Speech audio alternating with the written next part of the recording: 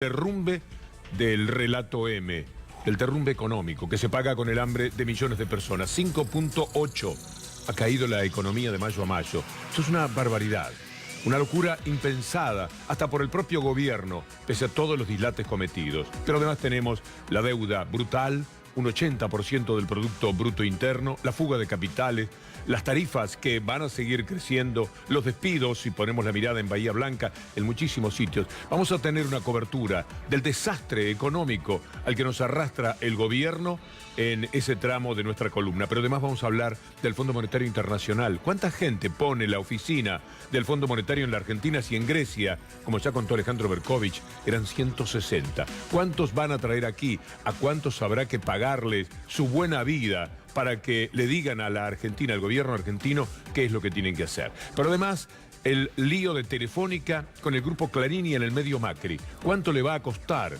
a la Argentina cuando la demanda de Telefónica seguramente prospere?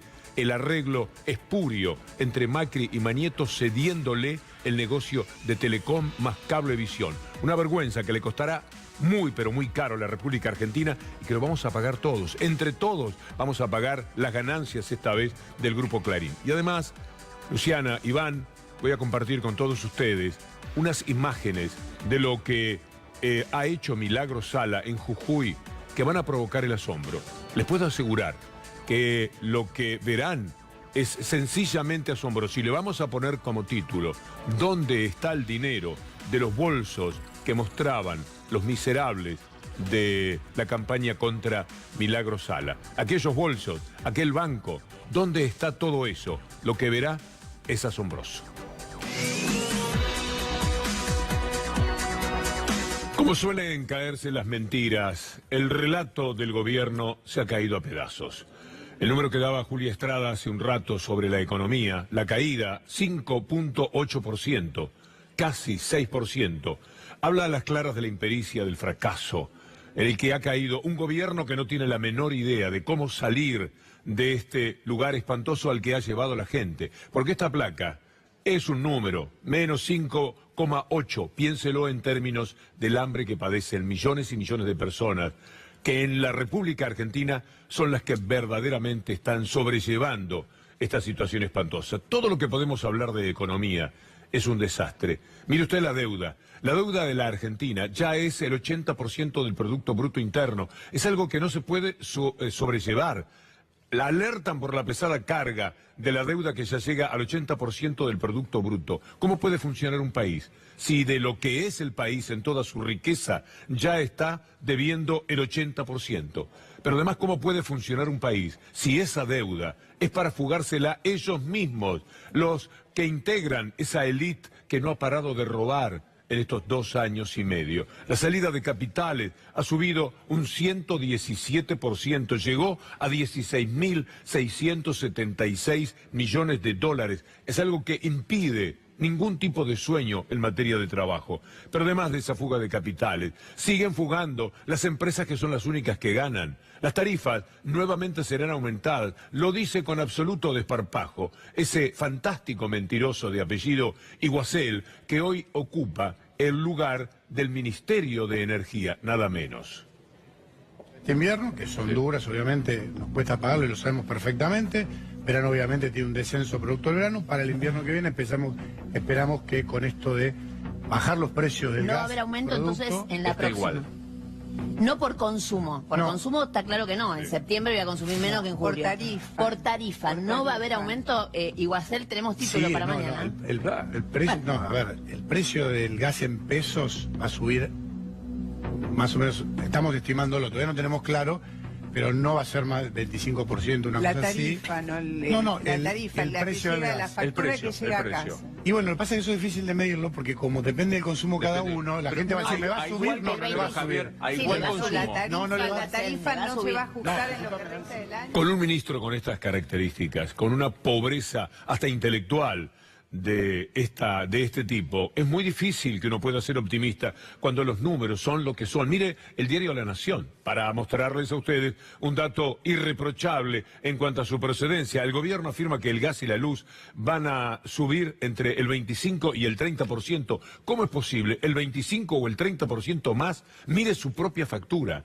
Mire a lo que lo han llevado en apenas 2 años de la mano de Aranguren. Mira a dónde lo quieren llevar ahora, porque cada vez que hablamos de 25-30% es sobre los fabulosos aumentos que ya decretaron para que las empresas sigan ganando sumas siderales, mientras el pueblo lo paga de la manera tan dura que le toca vivir con esta caída del relato M, de esta caída de la economía del 5,8%. Pero además tenemos permanentemente los despidos. Miremos a Bahía Blanca ahora, una refinería de petróleo, una refinería instalada pensando que podía llegar a hacer trabajos muy importantes y que ahora ha cerrado, dejando a 120 personas fuera de su trabajo, es decir, pedaleando en el aire, como le pasa a miles. Y estos son los trabajos de calidad. Por supuesto, de los 120, alguno va a ir a manejar un Uber, alguno tendrá que convertirse en monotributista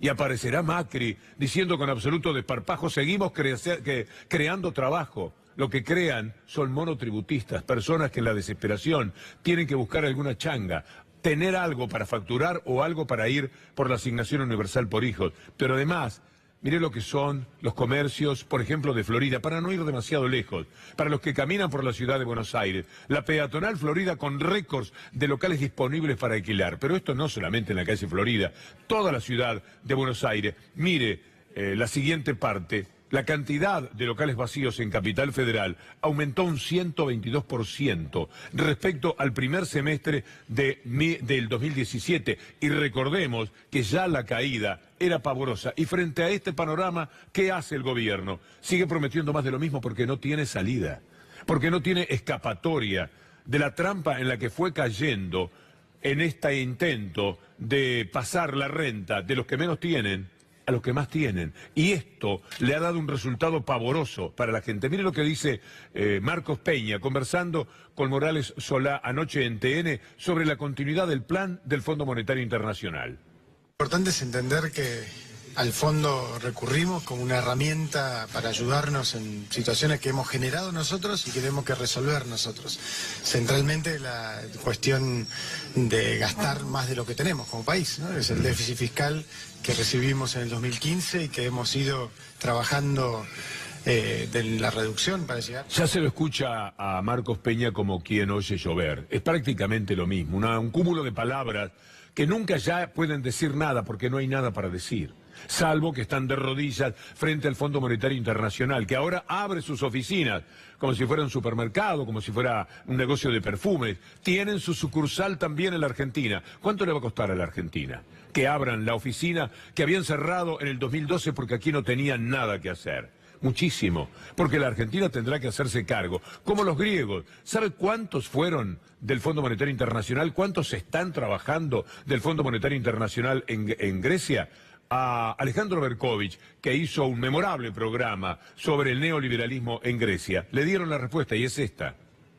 El encargado del FMI, que está aquí casi instalado, podríamos decir con su equipo que tiene más de 150 personas, por lo menos entre 7 y 8 personas responsables para cada ministerio, y también se están instalando en provincias donde también tienen un papel muy importante en las políticas del interior, donde hay una cierta autonomía de provincias en Grecia sobre la educación, sobre la salud pública, etcétera, etcétera. El neoliberalismo es así, impone a través de la presencia con sus oficinas de Fondo Monetario Internacional cuáles son las conductas que tienen que tener los gobiernos. Y esto se aplica prácticamente para todos lados. El neoliberalismo es muerte.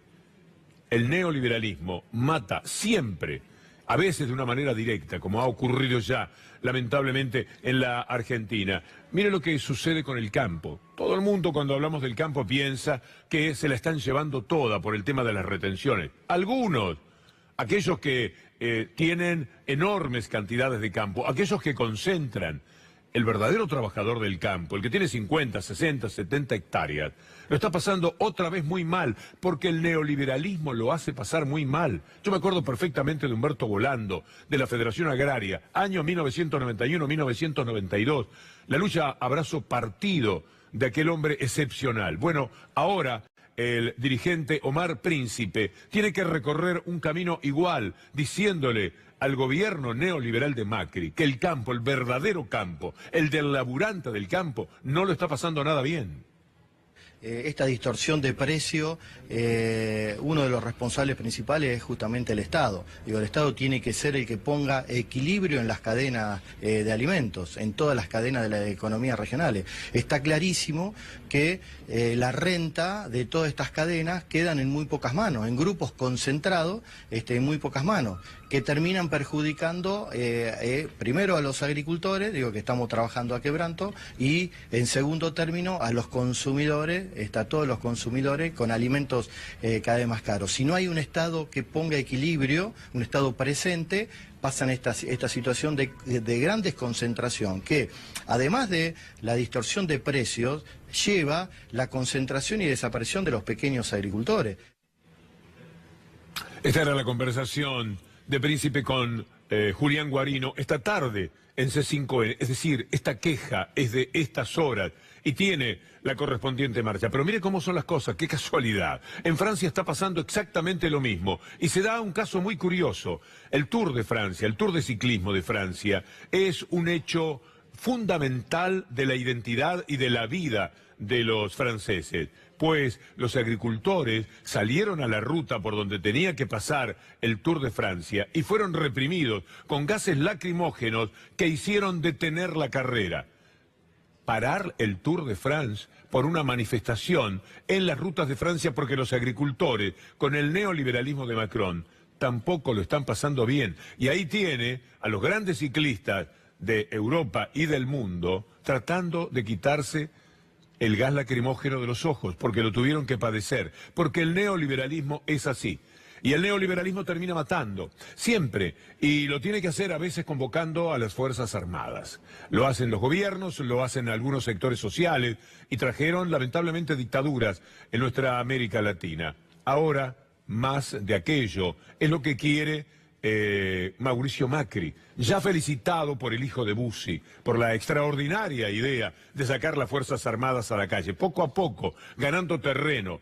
Espero que desde las Fuerzas Armadas, que inmediatamente se convierten en el cuco de la gente, aparezca algún comandante, algún general, alguien que diga que no es para esto que están previstas las Fuerzas Armadas. Como le dijo San Martín a Rivadavia cuando le decía vuelva con el ejército a defender a Buenos Aires para la seguridad interior. Tengo otras cosas que hacer, le dijo San Martín. Lo de un ejército de verdad es defender la soberanía. Y se fue a liberar al Perú. Esto, que por supuesto Macri no lo sabe, no tiene la menor idea, es una demostración de la historia, de lo que se espera de las Fuerzas Armadas, no que salgan a aumentar la represión, como él pedía ya en el 2004, lo vieron ayer. ¿Por qué lo pedía? Porque había muerte, decía él, en el conurbano. ¿Y qué otra cosa va a haber en el neoliberalismo? Por supuesto que la diferencia de clases va a traer problemas que no se solucionan con el ejército en las calles y con más represión, se solucionan con justicia social, eso que nunca podrá dar el neoliberalismo. Por eso Bullrich hoy estaba defendiendo a brazo partido otra vez que las Fuerzas Armadas salgan a la calle. Es hora, y es bastante tarde, de sacar a las Fuerzas Armadas del rincón de seguir siendo los hombres de la dictadura, de sacar a las Fuerzas Armadas del rincón de seguir siendo los hombres de la dictadura y no permitir que las Fuerzas Armadas entren al camino de la democracia como entró el país desde 1983.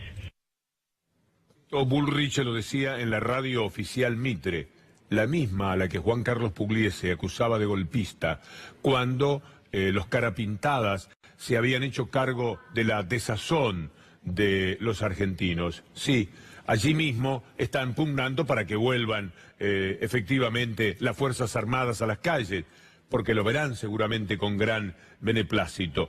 Desde Brasil, colega Marcelo Claudio, esta mañana contaba lo que ha pasado con el ejército en las calles. Simplemente, igual que lo que decía Horacio Berbisky hace un rato en charla con Iván Zagroski y Luciana Rubinska. Más represión, más muerte, muchísima más muerte en México, pero también en Brasil.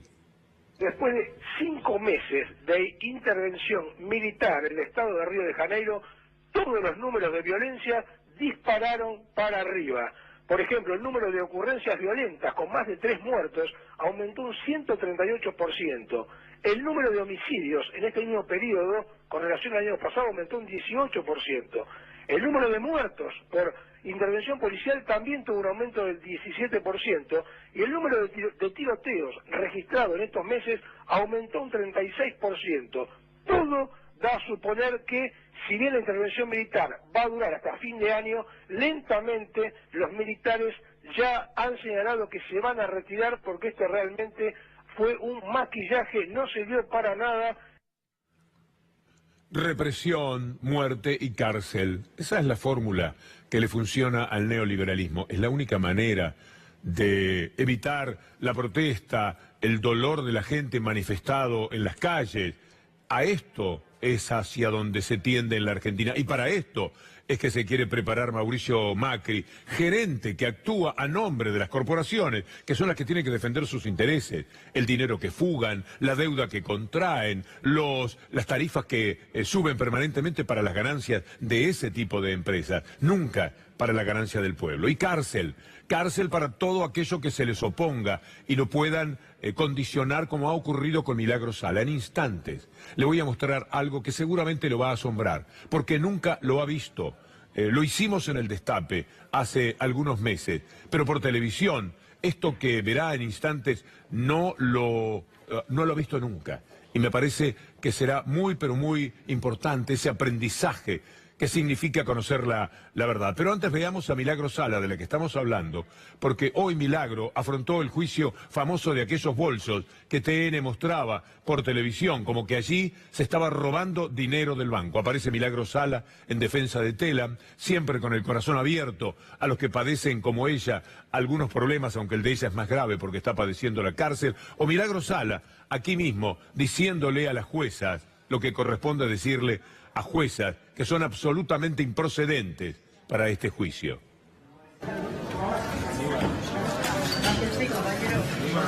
Estos jueces que son unos corruptos, son los que van a jugar nosotros.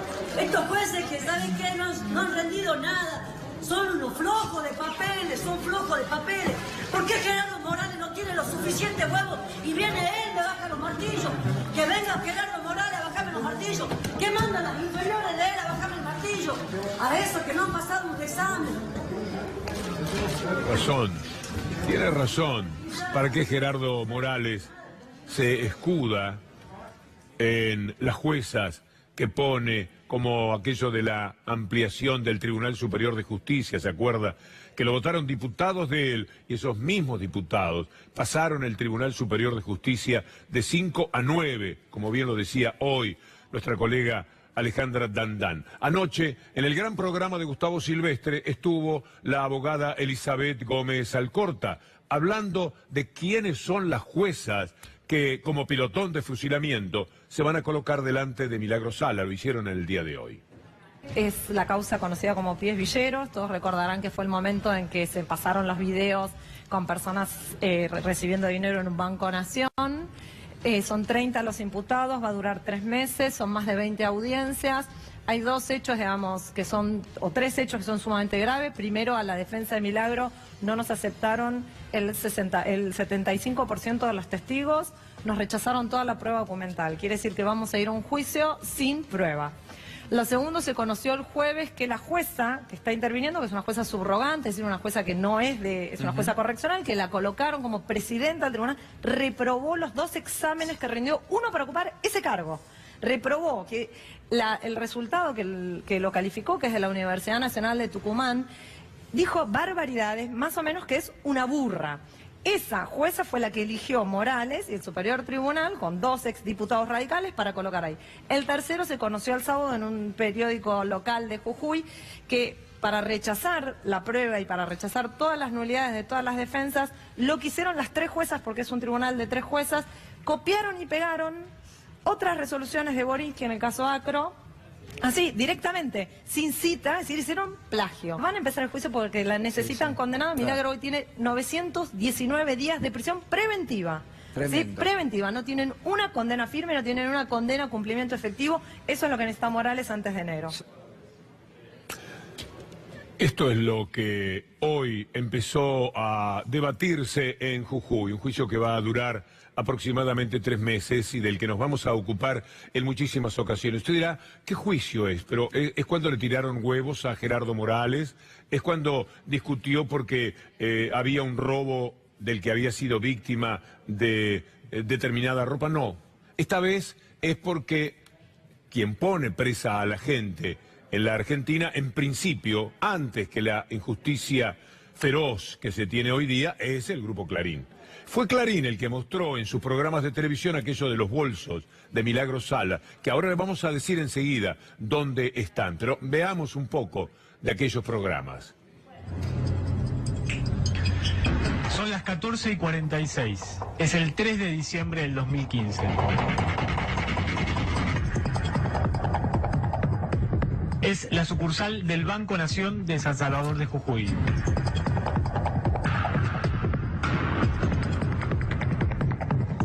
Dos miembros de la cooperativa Pibes Villeros están en la caja para retirar 14 millones de pesos. La cooperativa es una de las 300 que maneja Milagros Sala.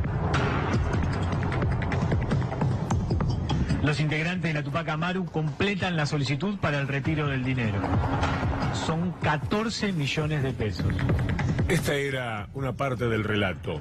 Días y días con la misma historia. Hasta que, en efecto, crearon la percepción de que estábamos frente a una ladrona. Antes de compartir con ustedes lo que más me importa de toda esta columna de hoy, quiero que escuche al doctor Raúl Zaffaroni hablando justamente de estos bolsos que se mostraban por televisión para hacerla culpable a Milagros Sala de lo que estas 3 juezas impresentables, a nombre de Gerardo Morales, seguramente terminarán con una condena, una vez más, contra Milagros Sala. Creo que hay una tremenda cobertura mediática, ni una cobertura mediática de un monopolio mediático, sobre todo, que ha vendido una imagen de Milagro que es totalmente falsa. Una imagen de Milagro retirando bolsas de dinero. Esas bolsas de dinero eran para pagar sueldo, está documentado. Una imagen de una compañera de Milagro a la que le secuestran 12.000 pesos y le fotografían los 12.000 pesos, los había cobrado un rato antes en el banco. Milagro comprando autos, sí, compraron autos para rifar, se rifaba un auto por año. En fin, cosas por el estilo. Naturalmente, si a la sociedad se le muestra todo eso y se le dice, bueno, esto es robo, bueno, claro, se está vendiendo una imagen totalmente distorsionada. ¿Totalmente distorsionada? Sí. Sí. Yo no, es muy posible, y yo no creo que Milagro haya robado nunca nada, pero es muy posible que haya tenido una administración desprolija, es posible. He tenido un libro, pongo y saco, no sé. Bueno. Eso en última instancia configura un delito de administración fraudulenta y habría que hacer los peritajes, etcétera. Una administración fraudulenta se prueba documentalmente. Bueno, así como ha seguido las palabras del doctor Zaffaroni, ahora síganos en las imágenes que queremos compartir con ustedes. ¿Dónde están los bolsos de Milagros Sala? ¿Dónde está el dinero de Milagros Sala? Con un dron que mucho agradezco al diácono Ricky Carrizo, tomamos esto. Todo esto es lo que hizo Milagros Sala. Ahí están los bolsos. Esto es para decírselo a los infames. No termina ahí. Sigue. Todo lo que hizo esta mujer. Lo estamos pasando a una velocidad más rápida por tiempos televisivos. Pero hágase cargo, mire, aquello también. Aunque le parezca increíble, esto lo hizo esta mujer. Ahí están los bolsos. Porque esto no fue con un helicóptero que iban tirando semillas para que crecieran casas. Había que hacerlas, había que pavimentarlas, había que darle a la gente la dignidad. Y aquello que está allá, también sigamos con el dron, siga con nosotros. Todo esto es lo que hizo esta mujer. Para esto eran los dineros de las bolsas. A esa mujer están ahora juzgando. Mire, para volver las piletas para la gente que nunca había tenido donde darse un bañito en el verano bastante duro de Jujuy. Todo esto hizo esa mujer con esos bolsos que por televisión mostraban para indicar que se trataba de una ladrona, una heroína en la realidad, una mujer que con sus manos, con su coraje y enfrentando a una élite dominante en una provincia sumamente difícil, fue capaz de hacer esta obra, de levantar casa por casa, bloque por bloque, para que la gente tuviera lo que no tuvo nunca. Esto no lo hizo nadie en la provincia de Jujuy y me pregunto, ¿en qué provincia alguien lo hizo? Quédese con esta imagen. Estos son los bolsos que reclamaban o que denunciaban miserablemente para que ahora aparezcan 3 juezas que no pueden dar ni un buen examen a nombre de Gerardo Morales para condenar a Milagros Sala. Esta es la purísima realidad. Esto es ilevantable. E insisto, no se hace tirando semillas desde el aire, se hace trabajando por miles de personas que tuvieron su trabajo, además, para levantar estas paredes que significaban dignidad, para tener estas piletas que le permitían a los niños hacer realidad el sueño de tener la chance de que lo que ven por televisión pudieran ellos también vivirlo. Esto es lo que hoy empezó como juicio en la provincia de Jujuy.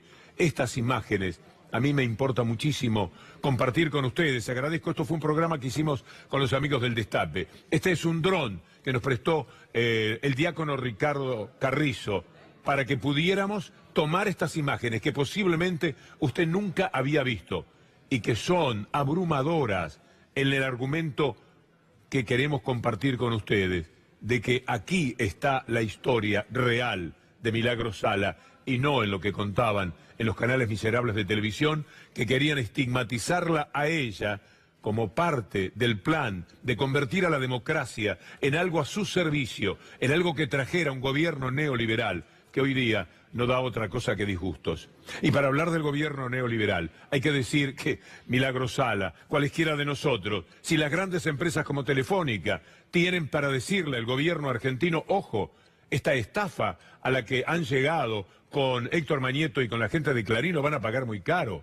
Telefónica, dice Ámbito.com, impugnó la fusión entre Telecom y Cablevisión. Eso de lo que les hemos hablado muchísimo. Evalúa ir a tribunales locales e internacionales. Sostiene que la resolución del gobierno reafirma un trato discriminatorio y dice que pone en peligro las inversiones que requiere el sector. Pero además Telefónica de España, ante este abuso del plan diabólico de Clarín y de Macri, les aclara que esto puede impedirle también llegar a la OCDE, eso que está procurando el gobierno de la Argentina desesperadamente para conseguir un título tipo país emergente. Telefónica impugnó la resolución de la Secretaría de Comercio, pero quisiera llegar a la parte en la que habla de OCDE y la dificultad, aquí está, el nivel de concentración que la resolución permite sin asegurar un ambiente de competencia efectiva. No tiene precedentes en ningún país de la OCDE. Es que no hay parangón en el mundo para el robo que Clarín ha hecho de este país. Por eso la persecución a Milagros Sala. Por eso la preocupación y la cárcel para todas las personas que se les opusieron. Presos políticos puestos por esta gente. Que se permite robar a Telefónica. Y Telefónica es hasta el gobierno de España. Y entonces, siendo así, las decisiones adoptadas por las autoridades argentinas resultan profundamente contradictorias con el objetivo que se ha planteado el país para ingresar a la OCDE a fin de dotarse con políticas públicas alineadas con las mejores prácticas internacionales. Esta es la realidad. Así como Indalo y otras empresas que no sean Clarín sufren la diferencia que hay con la pauta publicitaria, y lo padecemos todos aquí, los trabajadores en primera instancia, porque esto se completa con cárcel para toda persona que esté enfrente, así sean los dueños de otro canal de televisión, como decimos todos los días de Fabián de Sousa y de Cristóbal López, cada día remarcando esta realidad de cárcel, persecución y muchas veces ya muerte también para todo lo que se les oponga. Voy a terminar con un poco de humor. La revista Barcelona ha puesto en tapa esta historia. Alianzas empresariales. En el gobierno atribuyen la fusión de Telecom y Cablevisión a la liviana herencia de la ley K de medios. Y luego muestran una fotografía que me gustaría compartir con ustedes también. Ahí está Macri limpiándole los zapatos a Héctor Mañeto.